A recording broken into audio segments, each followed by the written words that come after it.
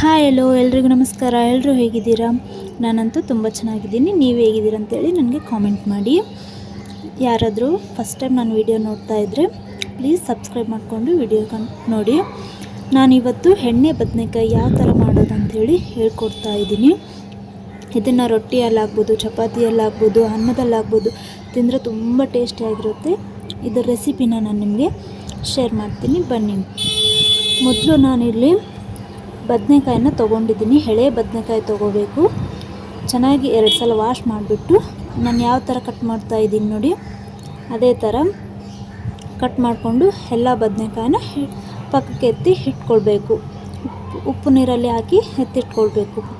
ನೋಡಿ, ನಾನು ಈ ಥರ ಕಟ್ ಮಾಡಿದ್ದೀನಲ್ವ, ಇದೇ ಥರ ಎಲ್ಲ ಬದನೆಕಾಯಿನ ಕಟ್ ಮಾಡಿಕೊಂಡು ಪಕ್ಕಕ್ಕೆ ಎತ್ತಿಟ್ಕೋಬೇಕು. ನಂತರ ಒಂದು ಕಡಾಯಲ್ಲಿ ಎಣ್ಣೆ ಹಾಕ್ಕೊಂಡು ನಂತರ ಅದಕ್ಕೆ ಮಸಾಲೆ ಸ್ಪೈಸಸ್ ಇರುತ್ತಲ್ಲ ಅವೆಲ್ಲ ಹಾಕಬೇಕು.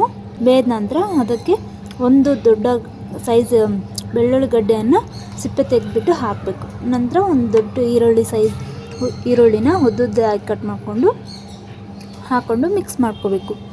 ನಂತರ ಅದೇ ಕಡಾಯಿಗೆ 4ರಿಂದ 5 ಹಸಿಮೆಣಸಿನ್ಕಾಯಿ ಹಾಕ್ಕೋಬೇಕು. ನಂತರ ಹಸಿ ಶುಂಠಿನ ಹಾಕ್ಕೋಬೇಕು. ನಂತರ ಹಸಿ ಕೊಬ್ಬರಿ ಇರುತ್ತಲ್ಲ ಅದನ್ನು ಸಣ್ಣದಾಗಿ ಕಟ್ ಮಾಡಿಕೊಂಡು ಹಾಕ್ಕೊಳ್ತಾ ಇದ್ದೀನಿ. ನೆಕ್ಸ್ಟು ಅದನ್ನು ಮಿಕ್ಸ್ ಮಾಡಬೇಕು. ಮಿಕ್ಸ್ ಮಾಡಿದ ನಂತರ ಒಂದು ದೊಡ್ಡ ಸೈಜ್ ಟೊಮೊಟೊನ ಉದ್ದುದ್ದಾಗಿ ಕಟ್ ಮಾಡಿಕೊಂಡು ಹಾಕ್ಕೊಳ್ತಾ ಇದ್ದೀನಿ. ನಂತರ ಅದಕ್ಕೆ ಸ್ವಲ್ಪ ಕೊತ್ತಂಬರಿ ಸೊಪ್ಪನ್ನ ಹಾಕ್ಕೋಬೇಕು ಮತ್ತು ಪುದೀನ ಸೊಪ್ಪು ಇವೆರಡು ಹಾಕ್ಕೊಂಡು ಚೆನ್ನಾಗಿ ಮಿಕ್ಸ್ ಮಾಡ್ಕೊಳ್ತಾ ಇದ್ದೀನಿ. ಸ್ವಲ್ಪ ಟೊಮೊಟೊ ಮತ್ತು ಈರುಳ್ಳಿ ಎಣ್ಣೆಯಲ್ಲಿ ಚೆನ್ನಾಗಿ ಫ್ರೈ ಆಗಬೇಕು. ಟೊಮೊಟೊ ಎಲ್ಲ ಸ್ಮೂತಾಗಿ ಆಗಬೇಕು. ಆದ ನಂತರ ಸ್ವಲ್ಪ ಅರಿಶಿಣ, 1 ಸ್ಪೂನಷ್ಟು ಧನಿಯಾ ಪೌಡರ್ ಮತ್ತು ರುಚಿಗೆ ತಕ್ಕಷ್ಟು ಉಪ್ಪನ್ನು ಹಾಕ್ಕೊಂಡು ಒಂದು ಸ್ವಲ್ಪ ಚೆನ್ನಾಗಿ ಮಿಕ್ಸ್ ಮಾಡ್ಕೊಳ್ತೀನಿ. ನಂತರ ರುಚಿಗೆ ತಕ್ಕಷ್ಟು ಅಚ್ಚ ಖಾರದ ಪುಡಿ ನಿಮ್ಗೆ ಎಷ್ಟು ಬೇಕೋ ಅಷ್ಟು ಹಾಕ್ಕೋಬೋದು. ನಾವು ಹಸಿಮೆಣ್ಸಿನ್ಕಾಯಿ ಹಾಕಿರ್ತೀವಲ್ಲ, ಸೊ ನೋಡಿಕೊಂಡು ಅಚ್ಚ ಖಾರದ ಪುಡಿನ ನಾವು ಹಾಕ್ಕೊಂಡು ಫ್ರೈ ಮಾಡ್ಕೋಬೇಕು. ಚೆನ್ನಾಗಿ ಎಣ್ಣೆ ಎಲ್ಲ ಮಸಾಲಾನ ಎಣ್ಣೆ ಅದರಲ್ಲಿ ಚೆನ್ನಾಗಿ ಮಿಕ್ಸ್ ಮಾಡ್ಕೊಳ್ತಾ ಬೇಯಿಸ್ಕೋಬೇಕು. ನಾವು ಇದನ್ನು ಲೋ ಫ್ಲೇಮಲ್ಲಿಟ್ಟು ಬೇಯಿಸ್ಕೋಬೇಕು. ನಂತರ ನೋಡಿ ಈ ಥರ ಆಗಿದೆಯಲ್ಲ, ನಂತರ ಇದನ್ನು ತಣ್ಣಗೆ ಮಾಡಿಕೊಂಡು ಒಂದು ಮಿಕ್ಸರ್ ಜಾರಲ್ಲಿ ಹಾಕ್ಕೊಂಡು ನುಣ್ಣಗೆ ರುಬ್ಕೋಬೇಕು. ಈ ಥರನ ರುಬ್ಕೊಂಡಿದ್ದೀನಿ. ಈ ಮಸಾಲಾನ ನಾನು ಬದನೆಕಾಯಿ ಏನು ಕಟ್ ಮಾಡಿರ್ತೀವಲ್ಲ ಆ ಬದನೆಕಾಯಲ್ಲಿ ಹಾಕ್ತಾಯಿದ್ದೀನಿ. ನೋಡ್ತಾ ಇದ್ದೀರಲ್ವ, ಈ ಥರ ಬದನೆಕಾಯಲ್ಲಿ ಆ ಮಸಾಲೆಯನ್ನು ತುಂಬಬೇಕು. ಈ ಥರ ಎಲ್ಲ ಬದನೆಕಾಯಿನ ನಾನು ಮಸಾಲೆಯಲ್ಲಿ ತುಂಬಿಕೊಂಡು ಒಂದು ಪ್ಲೇಟ್ ಅಥವಾ ಒಂದು ಬೌಲಲ್ಲಿ ಹಾಕಿ ಎತ್ತಿಟ್ಕೊಳ್ತಾ ಇದ್ದೀನಿ. ಇವಾಗ ಇಷ್ಟು ಮಸಾಲ ನನಗೆ ಉಳಿದಿದೆ. ಇದನ್ನು ಪಕ್ಕಕ್ಕೆ ಇಟ್ಕೊಂಡು ನಂತರ ಒಂದು ಕಡೆ ಇಟ್ಬಿಟ್ಟು ಅದರಲ್ಲಿ 3ರಿಂದ 4 ಸ್ಪೂನ್ ಆಯಿಲ್ ಹಾಕ್ಕೊಂಡು, ಆಯಿಲ್ ಸ್ವಲ್ಪ ಜಾಸ್ತಿನೇ ಹಾಕ್ಕೊಳ್ಬೇಕು. ಎಣ್ಣೆ ಬದನೆಕಾಯಿ ಅಲ್ವಾ, ಸೊ ಅದಕ್ಕೆ ಹಾಕ್ಕೊಂಡ ನಂತರ ಈರುಳ್ಳಿ ಹಾಕ್ಕೊಳ್ತಾ ಇದ್ದೀನಿ. ಒಂದು ಚಿಕ್ಕ ಸೈಜ್ ಈರುಳ್ಳಿಯನ್ನು ಸಣ್ಣದಾಗಿ ಕಟ್ ಮಾಡಿಕೊಂಡು ಎಣ್ಣೆಯಲ್ಲಿ ಹಾಕ್ಕೊಂಡು ಫ್ರೈ ಮಾಡ್ಕೊಳ್ತಾ ಇದ್ದೀನಿ. ಸ್ವಲ್ಪ ಫ್ರೈ ಆದ ನಂತರ ನಾವು ಬದನೆಕಾಯಿ ಏನು ಮಸಾಲ ತುಂಬಿರೋ ಬದನೆಕಾಯಿ ಇರುತ್ತಲ್ಲ ಆ ಬದನೆಕಾಯಿನ ಎಣ್ಣೆಯಲ್ಲೇ ಹಾಕ್ಕೋಬೇಕು. ಹಾಕ್ಕೊಂಡ ನಂತರ ಚೆನ್ನಾಗಿ ಮಿಕ್ಸ್ ಮಾಡ್ಕೊಳ್ಬೇಕು. ನೋಡಿ ನಾನು ಯಾವ ಥರ ಮಿಕ್ಸ್ ಮಾಡ್ತಾಯಿದ್ದೀನಿ.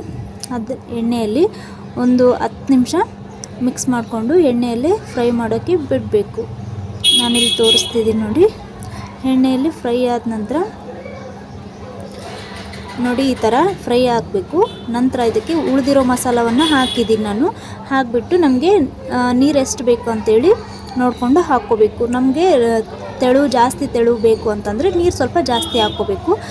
ಇಲ್ಲ ನಮಗೆ ಮಂದ ಸಾರು ಇರಬೇಕಂತ ಹೇಳಿದರೆ ನೀರನ್ನು ಸ್ವಲ್ಪ ಹಾಕ್ಕೋಬೇಕು. ನಂತರ ರುಚಿಗೆ ತಕ್ಕಷ್ಟು ಉಪ್ಪನ್ನು ಹಾಕ್ಕೋಬೇಕು.